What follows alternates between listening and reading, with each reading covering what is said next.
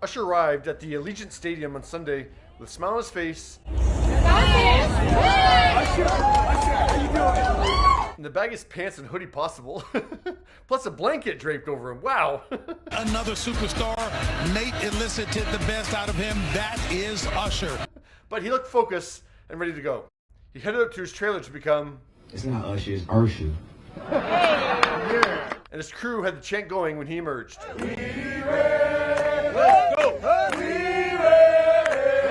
Let's go!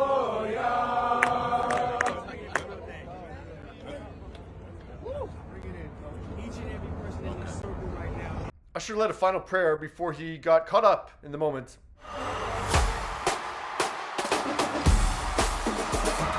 And off he went for the next 13 minutes, which I have sped up to 13 seconds, so enjoy. There's your recap right there. That's it, that's all. When he came off the stage, it was relief to see that he's somewhat human. He looked a little winded. I'd be collapsed on that stage for about 5 minutes after that performance before anyone could ask me to move. As he headed back into the tunnels, Access Hollywood's Scott Evans was there, who had asked a rather sheepish Usher back in April if he'd be interested in headlining the Super Bowl someday. You know, how do I make it happen? I'm not certain about that. Great, man.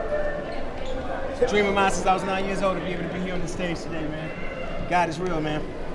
Well, I mean, you know, things line up the way that we would all hope, you know, one day that moment would happen. You have to wonder sometimes why things happen the way they do. Yeah. God's always working in perfect timing, man. I think I have a catalog that obviously speaks for itself. Be here today, had this opportunity to be able to share this with the world.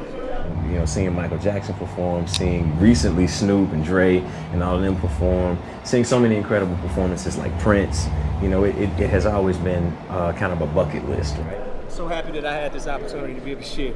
Look, Ma, we made it. Yesterday, Usher used that line for his Instagram caption for his 10-pick carousel, which included a shot of his mom, and he wrote, 30 years in the making, and I'm just getting started. You know, my mother is not here today. She probably went a little bit too hard after Las Vegas. But she's obviously probably watching. How are you feeling, Usher? The hoodie was back on for the after party Sunday night, and Usher was clearly ready to celebrate, as he should. Was it everything you had imagined? What did that moment feel like? Amazing. On Tuesday, in his first post-performance Instagram, Usher wrote, Super Bowl MVP. Thank you to Apple Music, NFL, and Rock Nation. What a blessing to bring the A to the world's biggest stage. Alicia Keys, h.e.r, Lil Jon, Jermaine Dupri, Ludacris, will.i.am. Thank you for being part of this once-in-a-lifetime moment. Usher, baby. Usher. I said it. Usher, baby. That was part of the reason why I selected the people whom I did for the Super Bowl, because I wanted the rest of the world to understand the amazing culture that Atlanta has to offer, no different than New York City or Los Angeles or London or Paris or Berlin or any of those places. We are major, baby. On Wednesday, Usher is back in Atlanta to receive the Black Music and Entertainment Walk of Fame emblem, and he can now openly discuss the performance that he just found out that day reached 202.4 million viewers, up 10% from the 183 that tuned in for Rihanna last year. And now it's producing something that the entire world can benefit from. Our skate culture. You see what I'm doing with flippers. You see the energy of what we are bringing from this city. It is all rooted in Atlanta culture. On Tuesday, Usher replied to a tweet that pointed out this fun moment right before he ran off stage for a quick change. While h.e.r rocked that guitar solo, Usher wrote, I came to put on a show, you feel me? And I just wanted the world to understand the importance of this, the importance of preserving our legacy. Incredible job. Yeah, Usher worked his butt off. And I don't mean just on that stage. I mean for the years before, like during rehearsals that Jay-Z oversaw. Yeah, and during those 13 minutes, like he just gave it his all. Now in terms of ratings, I want to talk about this Swift effect. So yeah, when viewership was first reported on Monday for the game, it was reported to be 124 million, which was the highest ever.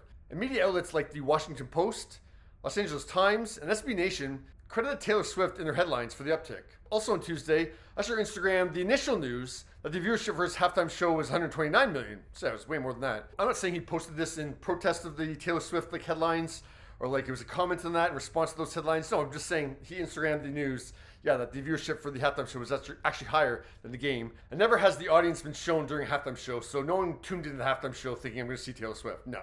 Look, I'm sure Taylor had a positive effect on viewership, but I don't get how you can, attribute the uptick in ratings all to her. Like, how do you determine that in the first place? Did you call everyone up and go, hey, why'd you watch? Oh, Taylor Swift. Like, how can you not factor in, Usher or the fact that the 49ers, this is the first time they've been in the Super Bowl in quite a while, or Post Malone, or Reba McEntire. Like, I mean, there's other factors here. It could have been like the weather, like a lot of things. Like, I mean, I'm not hating on Taylor Swift, but let's just be a little realistic here. I don't think millions more people tuned into a 3-hour or 4-hour football game to see the occasional 2-second shot of Taylor Swift. Yeah, Usher did a great job at the halftime show. Obviously, a lot of people tuned in. Obviously, attracted female viewers as well. So, yeah, he did a great job. What do you think of Usher's halftime show?